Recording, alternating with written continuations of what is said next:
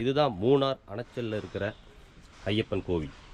இங்கே 18 படிகள் கொண்டு கோவிலுடைய நுழைவு அமைஞ்சிருக்குது. அந்த 18 படிக்கட்டில் ஏறி போகிறோம். சுவாமியே சரணமையப்பா, சுவாமியே சரணமையப்பா, சாமியே சரணமையப்பா, சுவாமியே சரணமையப்பா, சுவாமியே சரணமையப்பா, சுவாமியே சரணமையப்பா, சுவாமியே சரணமையப்பா, சுவாமியே சரணமையப்பா, சுவாமியே சரணமையப்பா, சுவாமியே சரணமையப்பா, சுவாமியே சரணமையப்பா, சுவாமியே சரணமையப்பா.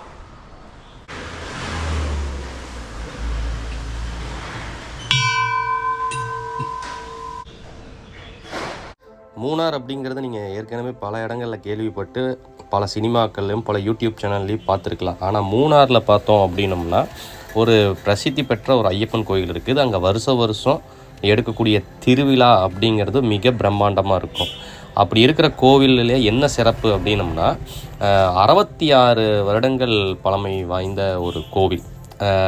சபரிமலைக்கு அடுத்த 2வது ஐயப்பன் சன்னிதம், 2வது சபரிமலை அப்படின்னு சொல்லி அழைப்பாங்க. அந்த இடத்துக்கு பேர் அணைச்சல் அப்படின்னு சொல்லி இருக்கும். ANACHAL அப்படின்னு சொல்லிட்டு நீங்கள் கூகுள் மேப்பில் தேடினீங்க அப்படின்னம்னா அந்த கோயில் இருக்கும். ஸோ அப்படி இருக்கிற ஒரு கோவிலுக்கு தான் இப்போ நாங்கள் உங்களை கூட்டிகிட்டு போகிறோம். மூணார்லேருந்து ஒரு 15-20 கிலோமீட்டர்லேயே அந்த இடத்த நாம் ரீச் பண்ண முடியும். நாங்கள் சுற்றுலாத்தலம் செல்வோம். அங்கே இயற்கையை ரசிக்கிறதுக்காக போவோம்.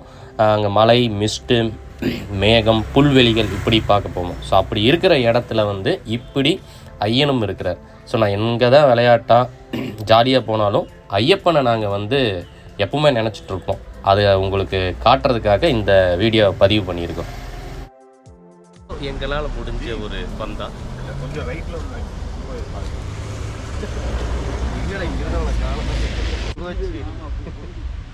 2வது சபரிமலை அப்படின்னு சொல்லிட்டு அணைச்சல் அப்படின்னு சொல்லிட்டு மூணார் பக்கத்துலேருந்து ஒரு 20 கிலோமீட்டர் ட்ராவல் பண்ணோம்னா இந்த டெஸ்டினேஷன் ரீச் பண்ணலாம்.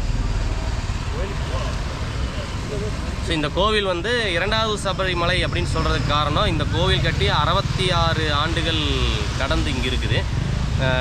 சபரிமலைக்கு ஈக்குவலாக இங்கே ஃபெஸ்டிவல் பண்ணுவாங்க. அந்த ஃபெஸ்டிவல் பார்க்குறதுக்கே அவ்வளோ பிரம்மாண்டமாக இருக்கும்.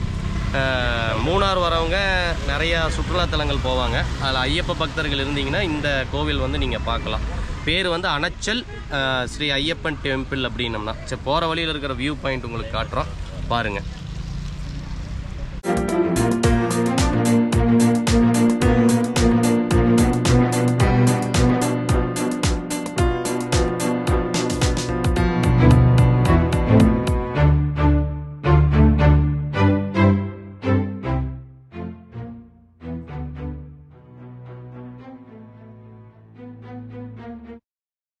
ஒரு ஊரில் ஒரு ராஜா இருந்தாராம். அந்த ராஜாவுக்கு ரொம்ப நாளாக பிள்ளையே இல்லையா. அப்போது கடவுள்கிட்ட எனக்கு ஒரு புள்ள கொடு அப்படின்னு சொல்லி கேட்க, அப்போத்தான் சிவனும் விஷ்ணுவும் அவதாரங்களாக ஐயப்பன் அப்படிங்கிற ஒரு காட்டில் அவதரிக்கிறார். ஒரு நாள் வேட்டைக்கு போகிற ராஜா அந்த குழந்தைய பார்க்குறாரு. பார்த்து வீட்டுக்கு எடுத்துகிட்டு தன்னோட பிள்ளையாக வளர்க்குறார். அவர் நல்ல நேரம் ராஜாவுடைய மனைவிக்கு உண்மையாகவே குழந்தை உண்டாகி அந்த குழந்தையும் பிறக்குது. அப்படி பிறந்த குழந்தை ஒரு குறிப்பிட்ட வயசுக்கு மேலே அரியணை ஏறணும்னு சொல்லிட்டு அந்த தாய் நினைக்கிற. அப்படி ஐயப்பன் உயிரோடு இருந்தால் பிரச்சனை பண்ணுவார், அதனால் அவரை எப்படியாவது காட்டுக்கு அனுப்பிச்சு கொன்றலாம் அப்படிங்கிற முடிவு பண்ணி, ஐயப்பா இந்த மாதிரி வயிற்று பிரச்சனை இருக்குது, மருத்துவர் புளிப்பால் எடுத்துகிட்டு வந்தால் தான் மருந்து தயாரிக்க முடியும்னு சொல்கிறாரு. நீ போய் அம்மாவுக்கு புளிப்பால் முட்டை எடுத்துகிட்டு வந்துரு அப்படின்னு சொல்லி ஐயப்பனை காட்டுக்கு அனுப்புகிறாங்க. எங்கேயோ செத்து போயிடுவான் அப்படின்னு நினச்ச அந்த தாய்க்கு அதிர்ச்சி காத்திருந்துச்சு. இவர் தான் கடவுள் அவதாரமாச்சே. போனவர் புலியோடு வந்துட்டார். அப்போ தான் அந்த ராஜாவுக்கு உண்மை தெரியுது. ஐயப்பங்கிட்ட மன்னிப்பு கேட்குறாரு. அவங்களுக்கு உண்மையாகவே வயிற்று வலி இல்லை, உன்னைய கொலை பண்ணுறதுக்காகத்தான் அவங்க அப்படி பண்ணியிருக்கிறாங்க, மன்னிச்சிரு அப்படிங்கிறாரு. அது வரைக்கும் அந்த மகிழ்ச்சியாக சுற்றிட்டு இருந்த ஐயப்பனுக்கு பெத்த தாய்க்கு சமமாக நினச்சிட்டு இருந்த தாயே தன்னோட பிள்ளை அரியணை ஏறணும் அப்படிங்கிறதுக்காக நம்மளை காட்டு கணிச்சு கொல்ல பார்த்துருக்குறாங்க அப்படிங்கிறது புரிய வருது.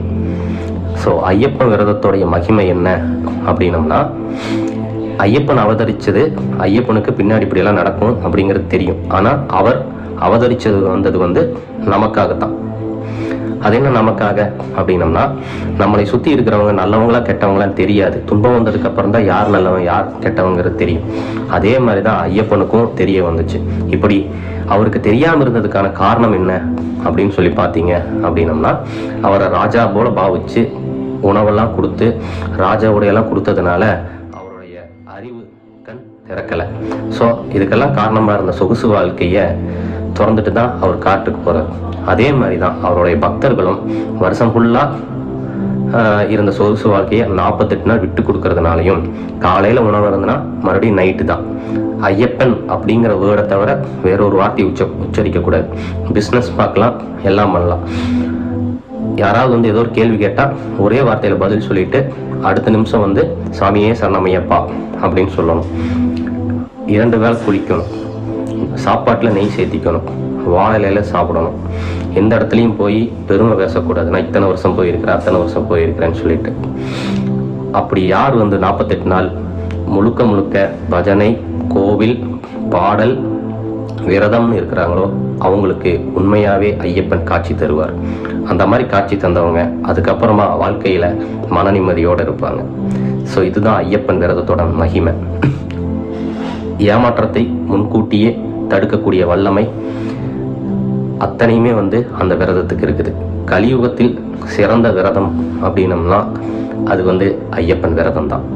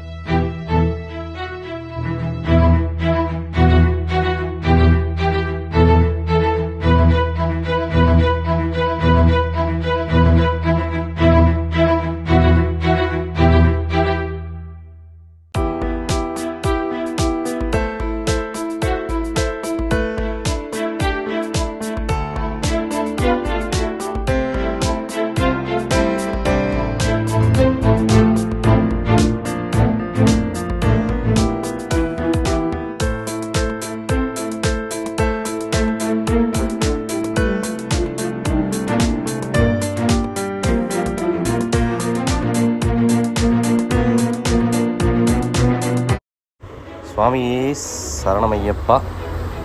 எப்பவுமே ஜாலியாக இருக்கணும், ஜாலியாக இருந்துகிட்டே ஜெயிக்கணும். அதுக்கு அருள் புரி ஐயப்பா.